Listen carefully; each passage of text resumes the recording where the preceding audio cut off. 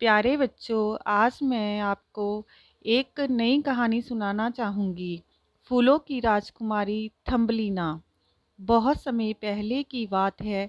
एक महिला अकेली रहती थी। उसकी कोई संतान नहीं थी।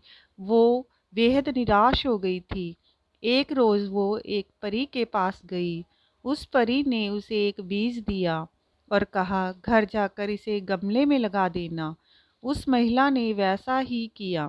जब वह सुबह सोकर उठी तो उस बीज में से सुंदर जादुई फूल टुलिप उग चुका था। टुलिप की एक पंखुड़ी अध खुली थी।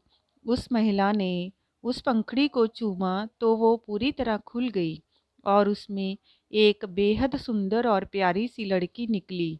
वो लड़की बहुत ही नाजुक थी, एकदम फूल की तरह, और वो इतनी छोटी थी कि उस महिला ने उसका नाम थम्बलीना रख दिया, क्योंकि वो अंगूठे के आकार जितनी ही थी। उस महिला ने कहा कि मैं तुम्हारी माँ हूँ और तुम्हें बहुत प्यार से रखूँगी। थम्बलीना भी बेहद खुश थी। वह फूलों के बिस्तर पर सोती और उसकी माँ उसका बहुत ख्याल रखती। एक रोज़ वो खेल रही थी तो एक मेंढक की नज़र उस पर पड़ी। उसने सोचा, यह लड़की तो बहुत ही सुंदर है, मैं अपने बेटे की शादी इससे करवाऊंगा। वो थम्बलीना को उठाकर ले गया। उसे देख मेंढक का बदसूरत लड़का बहुत ही खुश हुआ। थम्बलीना को उन्होंने पास के तालाब के एक पत्ते पर रख दिया, जहाँ से वो चाहकर भी भाग नहीं सकती थी, और खुद शादी की तैयारियों में जुट गई।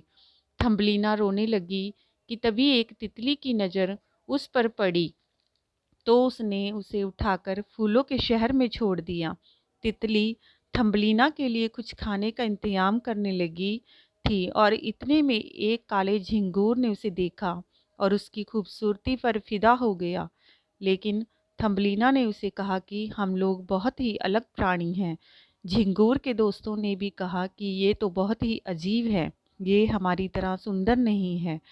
तो उन्होंने थम्बलीना को छोड़ दिया। थम्बलीना घर जाने का रास्ता ढूंढ रही थी और जंगल में भटकते भटकते वो एक बिल के पास पहुंची। बिल की मालकिन एक चुईया थी।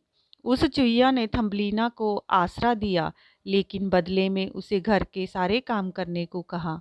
साथ ही एक और शर्त रखी कि चाय के समय थम्बलीना को उसे और उसके पड़ोसी चूहे मिस्टर मोल को कहानी भी सुनानी होगी।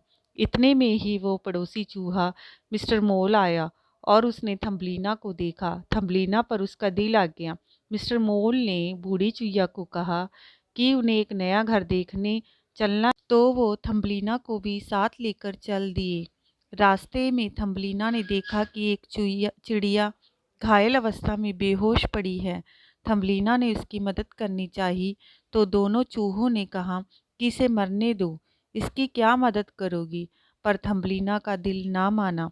उसने चिड़िया को खाना खिलाया, पानी पिलाया, उसके घाव पर रोज़ मरहम लगाती। एक दिन मिस्टर मोल ने अपने दिल की बात बूढ़ी चैया को कही कि वो थम्बलीना से शादी करना चाहता है। तो वो बेहद खुश हुई। थम्बलीना को जब यह बात पता चली तो उसने साफ इनकार कर दिया, लेकिन चूहिया ना मानी। तब थम्बलीना ने कहा कि ठीक है, लेकिन एक आखिरी बार मुझे उस घायल चिड़िया से मिलना है। थम्बलीना जब वहाँ गई तो उसने देखा वो चिड़िया ठीक हो चुकी है और आसमान में उड़ रही है। चिड़िया ने थम्बलीना से कहा कि वो जल्दी से उसकी पीठ पर बैठ जाए ताकि वो उसे यहाँ से दूर ले जा सके। थम्बलीना ने वैसा ही किया। चिड़िया उसे दूर फूलों के देश में ले आई। थम्बलीना ने देखा कि वहाँ एक सुंदर सा राजकुमार है। राजकुमार ने भी थम्बलीना को देखा तो देखते ही उस पर मुग्ध हो गया। राजकुमार बड़े ही अदब से थम्बलीना के पास आया और अपना परिचय दिया कि मैं इस फूलों के देश का राजकुमार हूँ, क्या तुम मेरी रानी बनोगी। थम्बलीना शर्मा गई और उसे फूलों के देश की ओर से पंख भी मिल गए, जिससे वो राजकुमार के साथ यहाँ वहाँ उड़कर शहर पर जा सके। दोनों खुशी खुशी रहने लगी। सीख कर भला हो भला।